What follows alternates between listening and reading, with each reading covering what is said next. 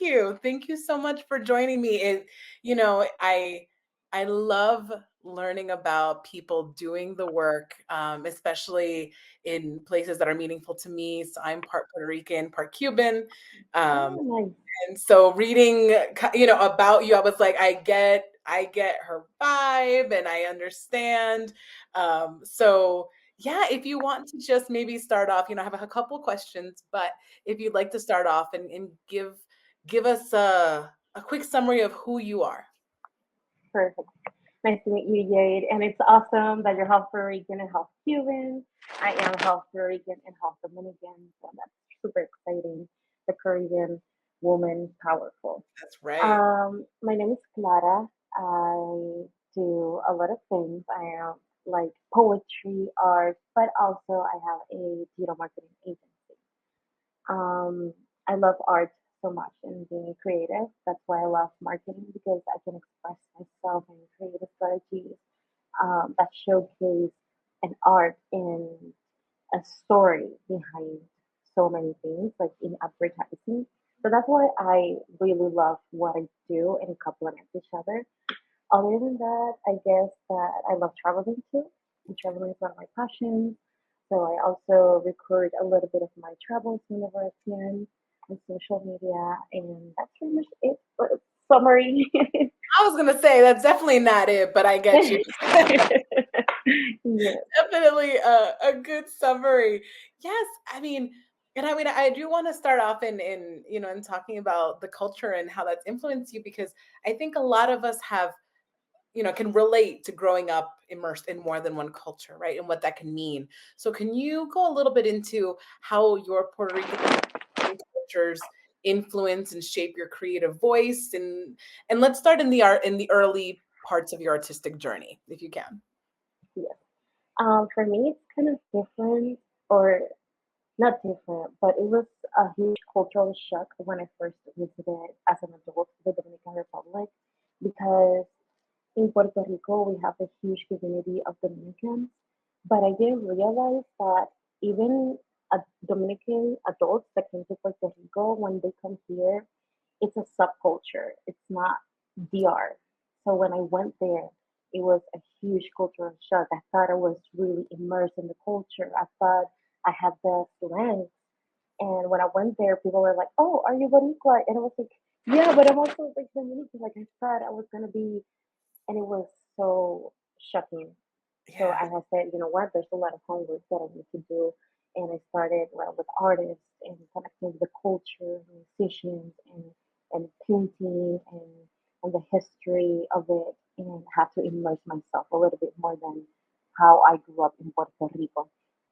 Um, Also, for me, the connection between the islands, it's only 30 minute flight, Mm. so I didn't think it was gonna be so different, but it was. It was so different, and I looked different. And it Mm. was. I would say like it was a little bit shocking in that sense. I do consider myself Afro Caribbean. That's how I like to present myself more than anything. And obviously, I love both of my countries, and I just it feels sometimes a little bit like, oh, should I be more Dominican or more Puerto Rican? But I've lived my whole life in Puerto Rico, so it's kind of like an I wouldn't say an identity crisis, but cultural shocking that I'm still up to this state. I'm 29, and I'm still learning how to grow and build with it. But for the moment, being Afro Caribbean is pretty much everything for me, my identity. Yeah. Oh God, everything you said is so relatable. Um, I I just feel that, when you say identity crisis, in Hmm. some ways it can be, right? Like, it is that culture shock, it is an identity crisis, it is that spectrum Yeah. of understanding in moments where you feel more one way than the other, or somebody says, "Oh, that was very Boricua of you," right? Or Yeah. maybe somebody on the other side is like, "Oh, that didn't sound very Boricua. Maybe that was a little bit more Jamaican," right? And then you Yes. kind of go, "Oh, oh, oh, is it?" Mm. Is there a specific tradition or memory from your Puerto Rican Dominican upbringing that you cherish the most? Maybe something that really shows how married those are within you? I would say my grandma's house. It's like my core memory. My grandmother, she um, traveled to Puerto Rico with all of her kids when they were babies, technically, and it was the eldest was over 4 years old when she came to Puerto Rico. So they grew up here. They were born in the Dominican Republic, but also they grew up in Puerto Rico.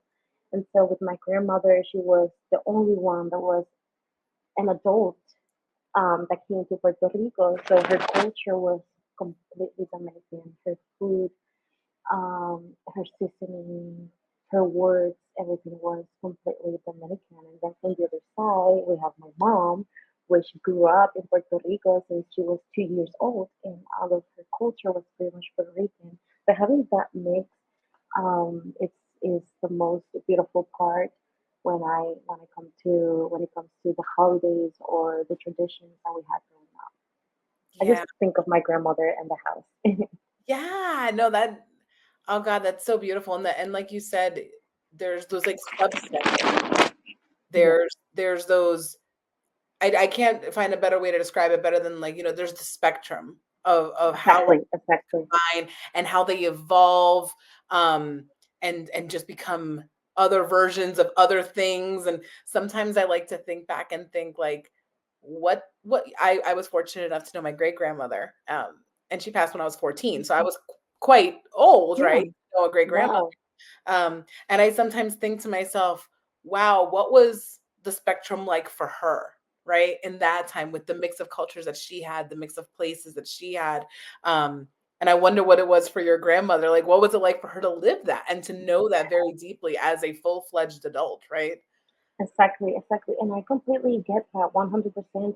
My grandmother to me is my biggest inspiration. She recently passed away, I'm sorry. past March. Thank you so much. um, she was so strong. And I also think about her upbringing and all the sacrifices she had to do, leaving, Mhm. her country, her family, in the Dominican Republic, it's like big families, a Yeah. lot of cousins, a lot of siblings, and she left that with her 4 kids, babies, to have a better life and work at whatever opportunity she had for us to have a better future. That's what I think every single day that's actually what keeps me going and it makes me be ambitious, but in the sense of like I need to make my grandmother proud. I she needs to know wherever she is Mhm. that her sacrifices were not in vain. So I Yeah. feel like I have that responsibility. I took that responsibility. Nobody told me this. This is like my family didn't put that, but I just feel like I have to make her proud, and that's like all the sacrifices she did was, for us to be better. Absolutely. And I mean, I don't want to speak on, for anybody, but I can only imagine that she is 100% proud and honored to have you be a part of her legacy. And it's so fortunate that she got to see you build your empire and everything that you've Mhm, cultivated and created. So let's segue into that, but bring your grandma along with us. mhm. What was her perception and feeling on everything that you've done as an artist and an entrepreneur? It's interesting because my whole family, I come from a family of athletes. So all of them do basketball or baseball, and I'm the only one, like all of them have their artistic side, but I'm the only one that has actually built a career. And it's been lonely in the sense like I don't have, many people to talk to in my family about this.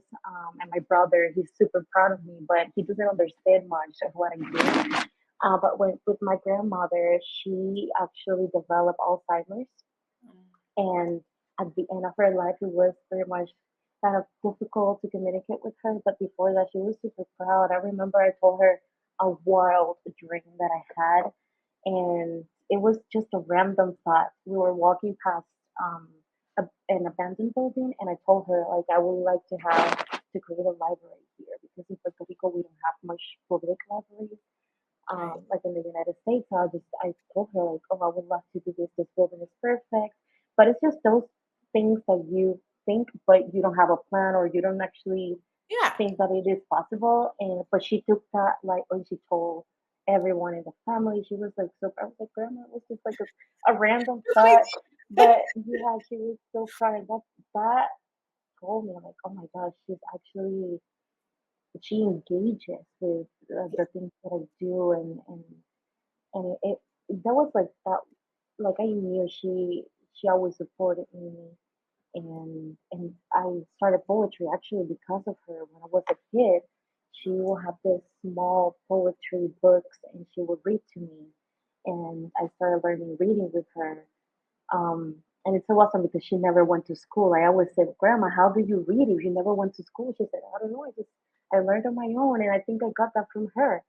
Oh. And now that I'm talking with you, I'm realizing like, oh my God, like she was really proud of me in that sense, even though I never even thought about that. So thank you so much for that question. Oh, no, of course. I love that those realizations, and I think that's what's so beautiful, especially when we're so close to members of our family and we're able to bring them on our journey, having just, started to extend from theirs, and them and us being able to see just how we really are just trees and branches, hojas, like just off of each other. I'm actually going to reference this thing right here, tree. I love that. Look at the word. And, and I was looking at it as you were talking, and I was like, "Oh, it's so funny how that just kind of Beautiful. really it just sounds like, you bloom, and she was able to see you bloom in that way, and, the fruits of her labor, truly. Um, and actually, funny thing to segue from there, this is actually a language tree. You can't see anything about it, but it's actually Oh, how different languages are connected. So I want to connect that to. I did not put that up special. I promise. This is just something I had, but I want to connect that to. Speaking of the multiculturalism and the multilingualism that you have and carry within you from yours and your family, you are a polyglot. Like that is something that is one of my just. I am fascinated. So you speak. Let's see if I remember. Spanish, English, French, right? yes, Italian? yes, yes, exactly. Yeah. So, like, tell me more about that. How did your multilingual skills, or how do they, I should say, how do they continue to influence your art and your entrepreneurship and maybe even your relationship with your family and their multiculturalism? Yes, thank you so much for that question. Also, I love your questions. Specifically because growing up, I always felt like I told you, I come from a family of athletes. I remember my dad taught my brother baseball, and he was very insistent with my brother to be a baseball player, but he didn't like baseball. He loved basketball. So when he was 15, he started basketball. And I say this story because he was so determined. He knew what he wanted. And within 1 year of learning basketball per se, he represented Puerto Rico in China in the Youth Olympics, which is huge, Within amazing. 1 year? Did you say Within that? one Yeah, year, that's within 1 year of basketball training, he has never played basketball before in his life, you know, and he did that. And to me, I always admire my brother. He's younger than me. And I always admire that from him because I did theater growing up. I did modeling. I did, and I was good. And I always felt scared because I was like, wow, I can be good in so many things. But for my future, I thought that I needed to do one thing. I thought I had to go to college and do one thing. And at a point in my life, I felt desperate, and I said to my brother, I wish I was like you. I wish I had one dream like you because I saw how passionate he will wake and up at 5 a.m. and he will do practice and he will have all this diet and he was so determined for one dream that I felt like I don't. It's not that I didn't know what I wanted to do with my life. I wanted to do everything, but I was taught that I was not supposed to do anything. In Puerto Rico we have a saying, "Estás como el arroz blanco," like you're everywhere, you know. And I would hear that a lot. I I would hadn't hear, heard that. That's you amazing. haven't heard that? Yeah. So Oh, yeah, you're like white rice. You're everywhere because yeah. you can eat white rice everywhere.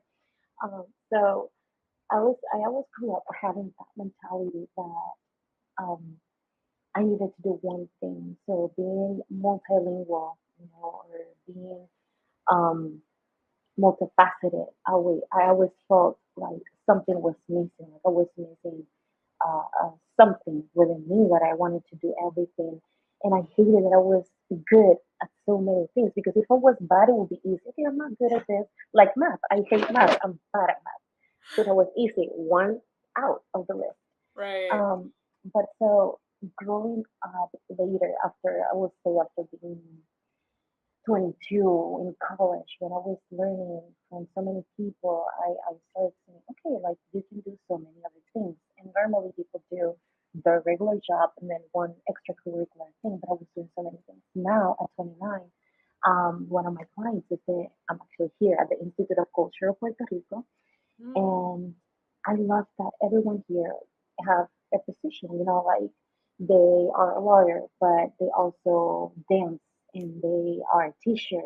And here I feel at home, even though I'm not an employee here, I just feel so comfortable to say like, oh my God, you can do so many things. You can be a lawyer by day, but you can also be a dance teacher. You can be a theater director. And I just love like randomly the technology guy, all of a sudden he's a sax player. And I'm like, oh my God, I'm with, you know, these people. So I love that. I feel like we knew each other in another life, or we probably, probably, right? Because you're saying things that I've thought about in the past that sometimes I still think about now, and I'm always like, and I even sometimes say, "Oh, I'm a jack of all trades, but master of none." But I say it in a way that's kind of like, and recently I've been like trying to like re redo that and just kind of say something else I haven't quite figured out. I don't have a tagline yet, but kind of like jack of all trades and here's what I've created as a result, right? Because I kind of love back to what you were that. saying with your grandma, explaining to grandparents what I do, or I do this, I do a little bit of this, even though the family is more into this. It can get kind of complex, right? When you have so many facets that make you who you are, and explaining that to a society that is very like categorizing and putting in boxes, even in not terrible ways, just in ways to comprehend things, can be really challenging. But it sounds like you figured it out, so I'm gonna have to get some more tips Yeah. from you because Yes, definitely. We have to talk after this we will talk. interview. We will absolutely talk. And I want so my last question to you is really to I mean, it's never enough time, right? It's never enough time to get a good snapshot of somebody, of all the work that they do. But you've built such a remarkable career across multiple industries, right? Art, poetry, entrepreneurship, multilingualism, and is infused through all those and the ways you can use it. How do you hope that your work and the work that you've done impacts future generations, especially those that are maybe Puerto Rican and Dominican? What's your legacy? Wow, this is huge. I'm always trying to build other people's brand, but I always feel like weird when it comes to me. I don't know for some reason. Um, but I think it's just letting people know that it is okay to be yourself in that sense, whatever it is, whatever your creativity outlet it is. Or like my brother, he's physical. He loves basketball and being an athlete and working towards your dreams. But just don't compare yourself to other people. Mm. Be yourself and believe. Be rest assured that you will find your tribe. You will find your people. You will find your place in this world. You just have to keep on going. You just have to be true to yourself. Don't try to become somebody you're not to be likable because you will only hurt yourself in the long run. I love that. That's so important to mention because you could have stopped at be yourself, but you continued on because the reality is when we're not, we are hurting ourselves and we are doing ourselves a Mhm. massive disservice. And it's important to acknowledge all the truth, right? And the Yeah, possibilities. Thank you for that. yeah. That's amazing. This has been an incredible conversation, I albeit know. short. We are going to connect. Um, Definitely. Soon everybody will see her and I traveling around the world, just like. I will love that. Please count me in. Oh, I will be setting trips right now oh, after we finish. yeah, I will be looking. for sure. Thank you so much for spending this Thank time with me you. and with Power Street, and I just really appreciate you and everything that you've been able to share with us. Thank you so much for your time, Jade. It was a pleasure. Yeah. Bye